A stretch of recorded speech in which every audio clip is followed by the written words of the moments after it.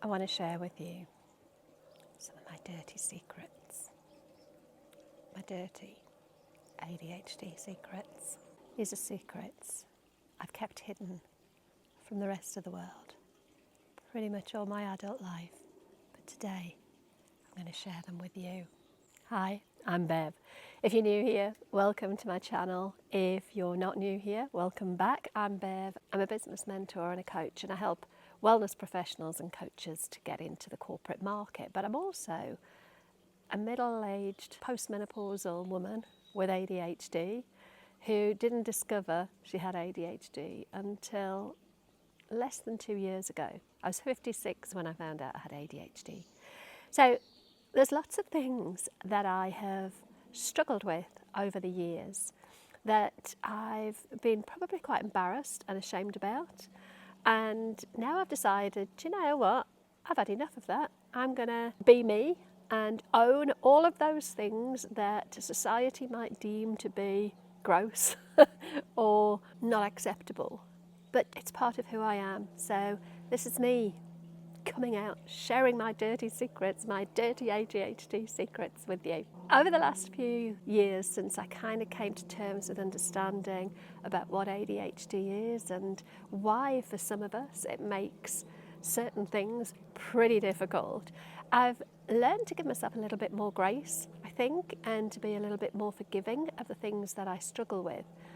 So the point of this video really is to, I guess, normalise some of the struggles that I've dealt with, and hopefully if you're watching this and you're an ADHDer as well, or maybe if you're not, it might help you to understand why people with ADHD like myself do struggle with things that you might find really easy, and maybe you don't understand why we're the way we are and it might frustrate you.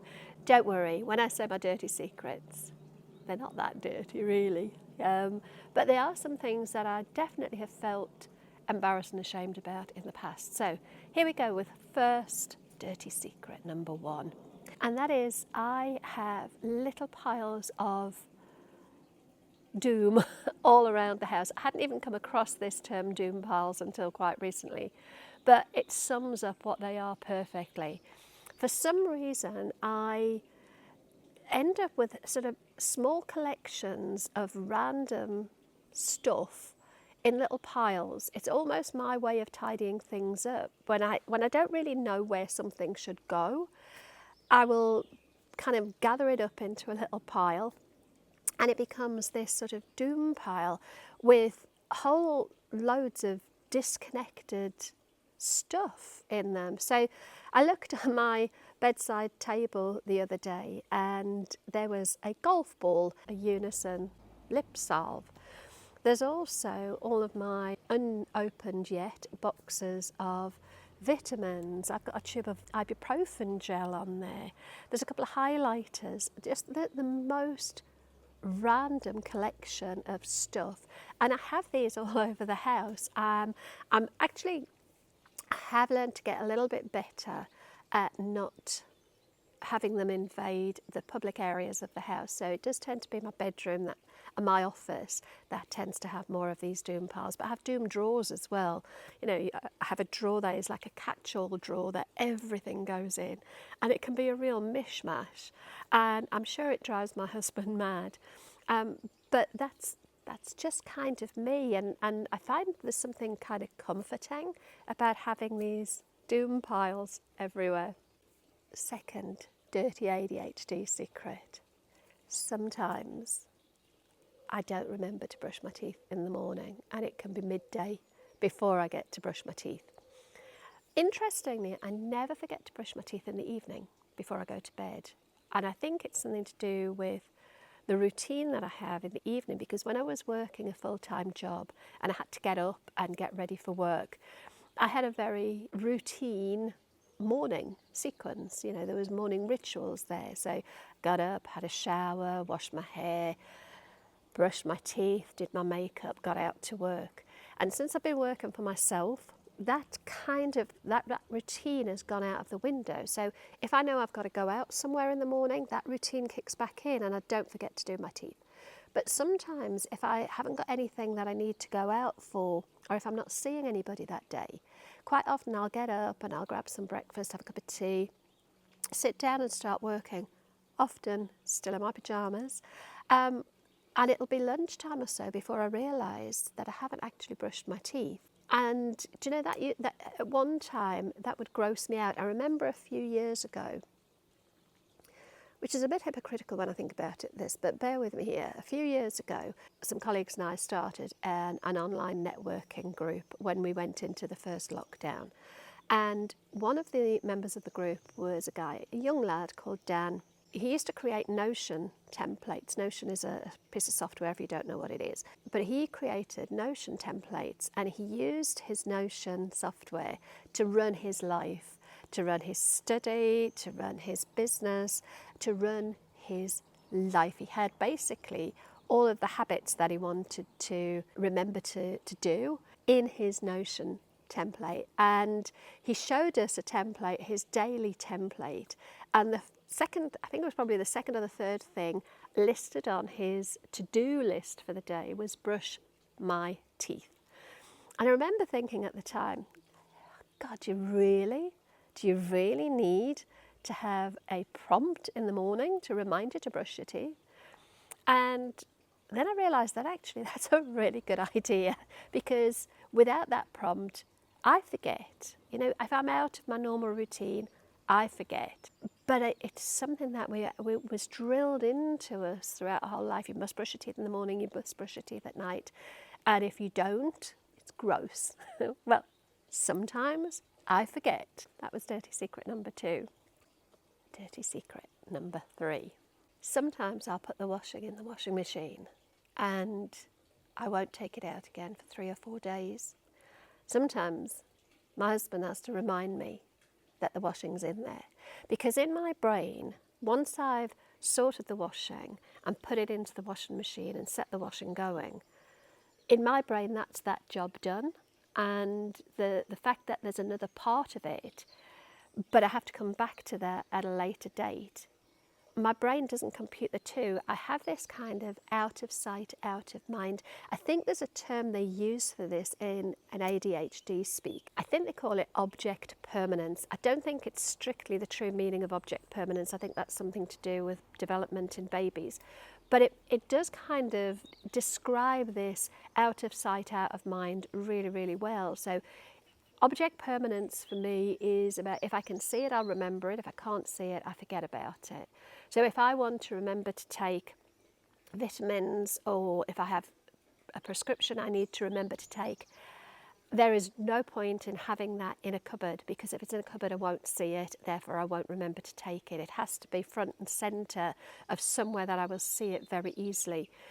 And when I put the washing in the washing machine, I don't see it, but that's that part of the job done. I also tend to put my washing into the washing machine on a timer overnight, because it's just cheaper that way.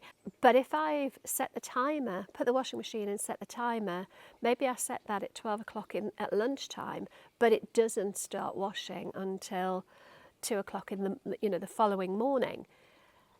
That's loads of time for me to forget about it.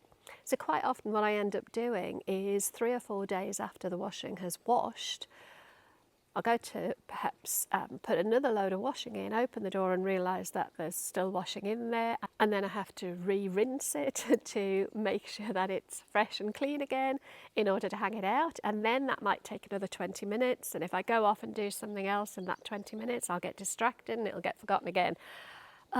There you go. I don't even have a strategy for this other than I do now just say to Mark, look, will you just, if you see that my washing is left in the washing machine, just say to me, you need to go and hang your washing out, because actually if I'm told what to do, I will go and do it. I just can't remember to do it on my own. Dirty secret number 4. I have a mountain in my bedroom. It's a chair mountain. I have a chair in my bedroom, and on that chair is generally a huge pile of stuff.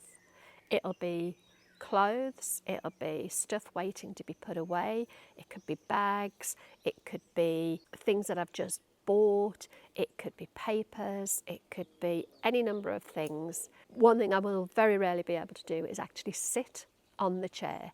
The chair is my chair mountain, and as time goes on, the mountain gets bigger and bigger and higher and higher and higher, until the point where I think I need to do something about that mountain, and I will blitz and go and clean everything. It's my dog barking at the birds. Damn dog. So I will then go and have a blitz and basically pull the mountain down, and then over the next few weeks it'll build up and up and up again. And I just have always done it, and I don't know why. I think it's probably because if it wasn't a chair, I'd have a floor drobe. Everything would be just on the floor. So having a chair and having everything on the chair feels a little bit tidier, a little bit more organised than having everything everywhere.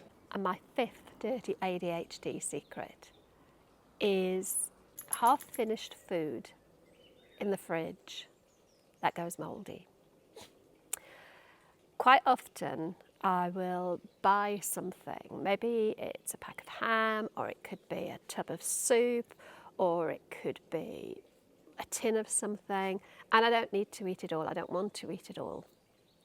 And I have all good intentions of having that thing 2 days running. So if, let's use a soup for example, you can get sort of cartons of, plastic cartons of soup from the supermarket, but there's way too much in there for one person. Generally there's probably enough for 3 servings of soup. So I'll open it, pour what I need, put the rest in the fridge with the best of intentions to have it again for my lunch the next day. But I never ever fancy it the next day, ever. I don't know why. Once it's opened and I've had it, it's like, it doesn't matter how much I fancied it, the next day I don't want it. So then I'll forget it's there, even though it's right there in front of me when I open the fridge. It's like it turns invisible when I open the fridge doors. So it might be a week before I register that half empty carton of soup is in there, by which point my brain is going, ooh, don't really fancy that, it's been in there a week. Or I might open it, lift the lid, and it's got that horrible mouldy stuff starting to form on the top. It's a complete and utter waste of money, waste of food. I feel incredibly guilty about the fact that I'm throwing food away. Why can't supermarkets just make things in single-size portions? So yeah, I don't know if anybody resonates with any of these dirty secrets, but you know what? I'm just done with feeling like there's something fundamentally flawed about me because I have these, what might be seen as gross habits. It is who I am, and I don't particularly like those traits about my behaviour and my personality, but it is what it is, and I'm kind of done with feeling ashamed about them. So, do you know what? Let me know. Do you relate to any of them? What's your ADHD dirty secret? Let me know in the comments, and I'll talk to you soon. Bye bye.